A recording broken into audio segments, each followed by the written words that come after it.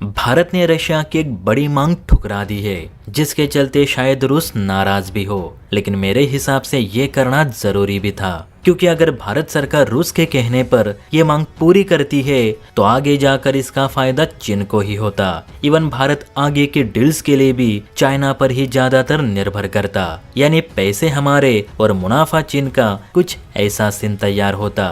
यही कारण है कि भारत ने रूस को सीधे नो कह दिया। तो भारत ने आखिर किस चीज के लिए अपने सबसे बड़े दोस्त को नो कहा, जानेंगे आज की इस एक वीडियो में। बस वीडियो पूरी जरूर देखें। तो देखिए, बात हो रही है चाइना के युआन और भारत के रुपए को लेकर। इन दो करेंसीज को लेकर ही फिलहाल भारत रूस में चर्चा जोरों पर है। अब चर्चा इसलिए क्योंकि रूस मुस्लिम कंट्रीज की करेंसी में भारत से पेमेंट लेने में हिचकिचाहट कर रहा है। दरअसल हुआ ये कि रूस के तेल व्यापारी, यानी जो भारत को कच्चा तेल बेचते हैं, वे अब भारतीय रिफाइनरियों से अमेरिकी डॉलर या यूएई के दिरहम के बजाय चीनी युआन में पेमेंट करने के लिए कह रहे हैं। आप सभी जानते हैं कि यूक्रेन युद्ध के चलते जब पश्चिमी देशों ने रूस का स्विफ्ट एक्सेस बंद कर दिया तो भारत रूस को डॉलर में पेमेंट नहीं कर पा रहा था, जिस वजह से कई डील्स और कई पेमेंट रुके पड़े थे। तो इस पर सॉल्यूशन निकालते हुए भारत रूस ने थर्ड कंट्री करेंसी में भुगतान शुरू किया, जो कि था यूएई का दिरहम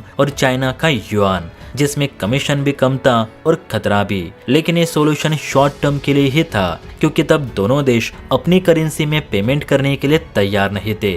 दिरहम के बाद भारत ने एक दो बार चाइनीज करेंसी युआन में भी रूस को पेमेंट किया है। लेकिन अब रूसी ऑयल व्यापारियों का ये कहना है कि भारत दिरहम के बजाय चीनी युआन में ही पेमेंट करे, जो बात भारत को रास नहीं आई, क्योंकि भारत शुरू से ही इस बात पे जोर दे रहा है कि दोनों देश अपने द्विपक्षीय व्यापार में डॉलर पर से निर्भरता कम करने के लिए रुपए और रुबेल का इस्तेमाल करे, न कि किसी तीसरे देश की करेंसी को बीच में लाए। आपकी जानकारी के लिए बता दूं कि भारत और रशिया अपनी लोकल करेंसी यानी रुपए और रुबेल में भी एक दूसरे को भुगतान करते हैं। ऐसा नहीं कि दोनों देशों में दिरहम या युआन का ही इस्तेमाल होता है। भारतीय रिजर्व बैंक ने रूसी बैंक्स को जो स्पेशल रूपी वोस्ट्रो अकाउंट्स खोल के दिए हैं, उसकी मदद से रूसी व्यापारी भारतीय बैंकों में रुपए में लेन देन करते हैं। अभी भारत से जो ग्रोसरीज, मसाले, कपड़े, ज्वेलरी, सॉफ्टवेयर, स्टील और अनाज रशिया भेजा जाता है, उसका पेमेंट रुपए रुबेल में ही किया जा रहा है। बस कच्चे तेल का भुगतान ही रुपए रुबेल में नहीं हो रहा।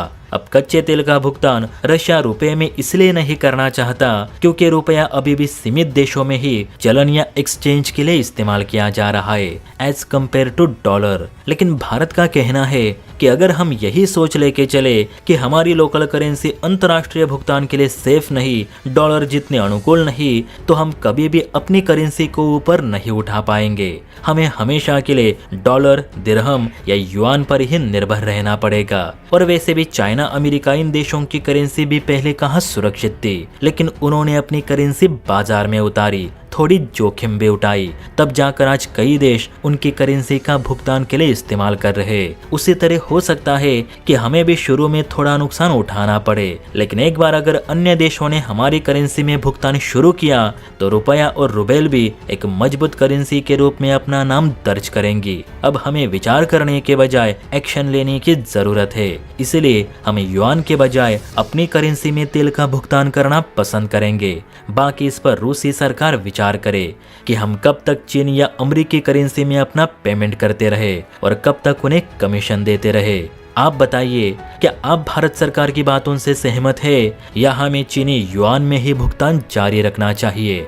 आपको क्या सही लगता है, नीचे कमेंट करके जरूर बताइए। और हाँ, वीडियो अच्छी लगी हो तो बेल आइकन प्रेस करके चैनल को लाइक एंड सब्सक्राइब जरूर करें। जय हिंद।